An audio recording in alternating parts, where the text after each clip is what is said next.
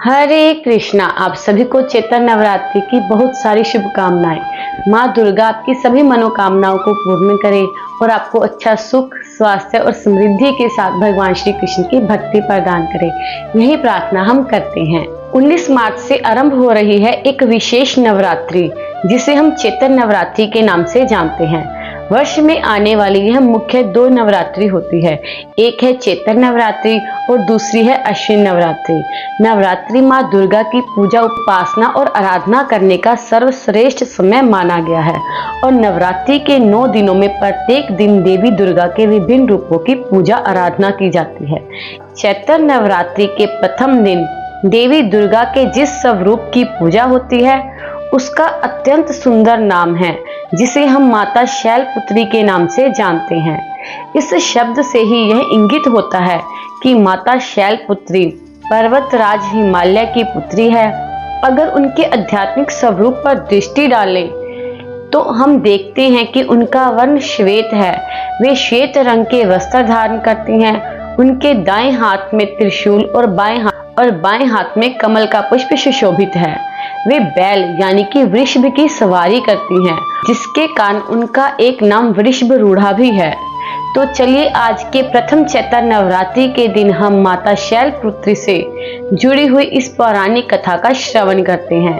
उससे पहले आप चैनल को सब्सक्राइब कर दीजिए और वीडियो को लाइक कर दीजिए। वैदिक शास्त्रों के अनुसार दक्ष प्रजापति की 60 कन्याएं थी। इनमें से सती नामक कन्या का विवाह दक्ष की इच्छा के विरुद्ध भगवान शिव से हुआ था। अब एक समय जब दक्ष प्रजापति ने एक महान यज्ञ का आरंभ किया तो उन्होंने भगवान शिव और माता सती को आमंत्रित नहीं किया। उनके सिवा सभी देवी देवताओं को भव्य रूप से आमंत्रण भेजा गया था। जब देवी सती को यह समाचार मिला तो वे अपने पिता के यज्ञ में जाने के लिए तत्पर हो उठी। भगवान शिव ने उन्हें बहुत समझाया कि जहां आमंत्रण नहीं होता वहां नहीं जाना चाहिए, लेकिन देवी सती ने कहा वे उनके पिता का घर है और पिता के घर जाने के लिए आमंत्रण की आवश्यकता नहीं होती। इस प्रकार हठ करके भी वे भगवान शिव की इच्छा के विरुद्ध अपने पिता दक्ष प्रजापति के घर यज्ञ में हिस्सा लेने गई, लेकिन वहां जाकर उन्हें अपने पिता दक्ष प्रजापति के मुख से महादेव का अपमान ही सुनना पड़ा। लेकिन देवी सती अपने पति का यह अपमान सहन नहीं कर पाई और उसी क्षण उन्होंने अग्नि में जलकर अपने देह को भस्म कर दिया। अपनी प्रिय पत्नी सती के वियोग में महादेव ने भी वैराग्य धारण कर लिया और वे घोर तपस्या में लीन हो गए। दक्ष प्रजापति की एक और पुत्री थी जिसका नाम स्वधा था। उसका विवाह पितरों के साथ हुआ था। इन पितरों की 3 मानसी पुत्रियां थी, मैना, धन्य और कलावती। अब एक समय ऐसा हुआ कि यह तीनों कन्याएं भगवान विष्णु के दर्शन करने के लिए श्वेत द्वीप में पधारी थी और उसी समय 4 कुमार भी वहां आ गए।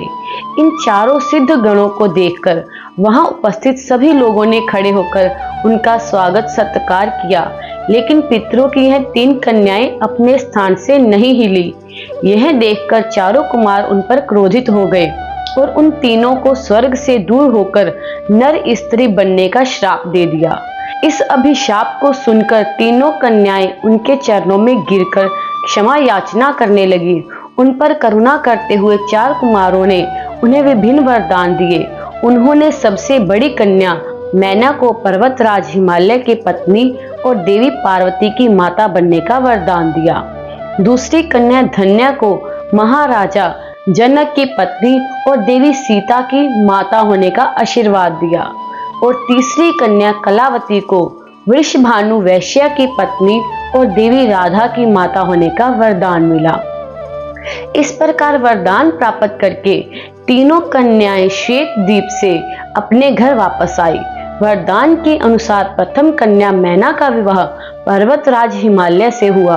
विवाह के बाद सभी देवता राजा हिमालय और देवी मैना के पास पधारे। उन्हें कठोर तपस्या करके देवी उमा को अपने पुत्री रूप में प्राप्त करने का अनुरोध करने लगे और ऐसा वे इसलिए कर रहे थे क्योंकि वे देवता सभी जानते थे कि उस समय सभी देवता जिस तारकासुर नामक राक्षस से भयभीत थे, त्रस्त थे, उसका संहार केवल महादेव और देवी उमा का पुत्र ही कर सकता था।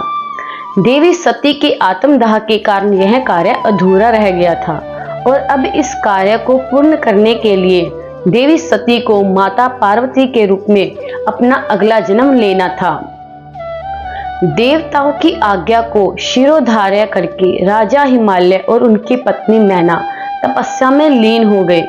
देवी मैना सदैव ब्राह्मणों को दान देती रहती, बड़ी ही भक्ति भाव से देवी उमा की उपासना करती रहती। पवित्र गंगा नदी के किनारे देवी उमा की मिट्टी की मूर्ति बनाकर मैना ने उन्हें नाना प्रकार के भोग अर्पण किए, कठोर व्रत का पालन किया, कभी निराहार रहती तो कभी जल पर निर्भर रहती। एक समय तो वह मात्र वायु पर ही जीवन व्यतीत करने लगी। इस प्रकार कठोर तपस्या करते हुए 27 वर्ष बीत गए। इतने लंबे काल तक तपस्या करने के बाद जगदम्बा उमा देवी मैना से अत्यंत प्रसन्न हुई और उन्हें दर्शन देकर वरदान मांगने के लिए कहा। तब देवी ने उनसे आग्रह किया कि वे स्वयं उनकी पुत्री के रूप में अवतरित हों। देवी उमा ने उन्हें यह वरदान दिया और राजा हिमालय के घर में वे पार्वती के रूप में उनकी पुत्री बनकर अवतरित हुई। हिमालय पर्वतों के राजा हैं और पर्वत को शैल भी कहा जाता है और इसलिए पार्वती का एक नाम शैलपुत्री भी पड़ा। उनका एक और नाम हेमवती भी है और यही थी आज की चैत्र नवरात्रि की हमारी प्रथम दिन माता शैलपुत्री की कथा। आज के दिन माता शैलपुत्री के विशेष मंत्र का जप करके उन्हें प्रसन्न किया जा सकता है। माता शैलपुत्री की पूजा आराधना करके उन्हें श्वेत रंग के पुष्प और श्वेत रंग के मिष्ठान अर्पित करने चाहिए। चैत्र नवरात्रि के प्रथम दिन घट की स्थापना भी की जाती है।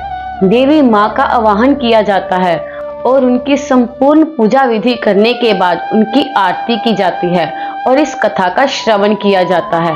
तो ये थी हमारी आज के प्रथम नवरात्रि की प्रथम देवी माँ शैलपुत्री की व्रत कथा।